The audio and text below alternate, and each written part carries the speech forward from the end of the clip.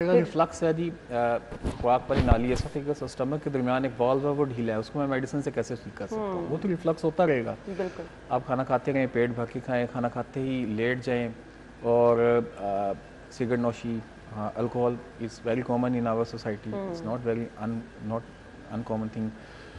These all things results in gastric problem, esophageal problems, gastric motility problems. ठीक है, so number one तो ये है। number two पे if you have a severe pain, warning symptoms हैं like weight loss है, खून की कमी है, आपको काले पखाने आते हैं, HP आपकी हीमोग्लोबिन बार बार ड्रॉप कर रही है, अदर रूल्स आउट हो गई हैं जैसे फीमेल्स में है, और खून की उल्टी आना, आपकी फैमिली में कैंसर्स के प्रॉब्लम्स हैं, सो आप मैदे के इश्यूज़ को लाइटली नहीं लें, आप फिजिशियन से मिलेंगे और आप प्रॉपरली अपना इन्वेस्टिगेट करेंगे।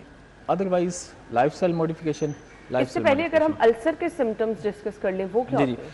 जो मैदे का अल्सर है, although it's now not very common in our society, Pakistan में वो बहुत ज़्यादा कॉमन नहीं रह गया। क्यों?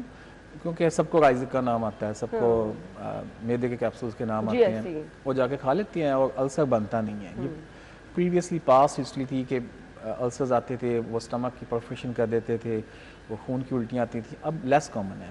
ठीक है, उसकी सिम्टम्स मेनली पेशेंट्स को इनिशियली यही है कि सीवियर एपिगैस्ट्रिक पेन होती है जो रेडिएट करती है बैक की तरफ, और इसके अलावा जो मैंने वैसे बताया कि खून की कमी, काले खाना या खून की उल्टी आ जाना, ये स्टमक अल्सर्स की सिम्टम्स है। और अल्सर्स अमूमन लेस कॉमन है और इसका डायग्नोसिस भी विद एंडोस्कोप है, वो किसी अल्ट्रासाउंड में नज़र नहीं आता। अल्ट्रासाउंड आपको रेडियोलॉजिस्ट वैसे ही आपको कुछ समझाने के लिए कह देते हैं, क्योंकि हमने कॉमन हमारे लोग हैं लेमैन, हम लेमैन में समझा देते हैं जी अल्सर है। अब अल्सर होता नहीं है, वो अमूमन मैदे की सोजिश या इन्फ्लेमेशन या मोटिलिटी प्रॉब्लम चल रहा होता है।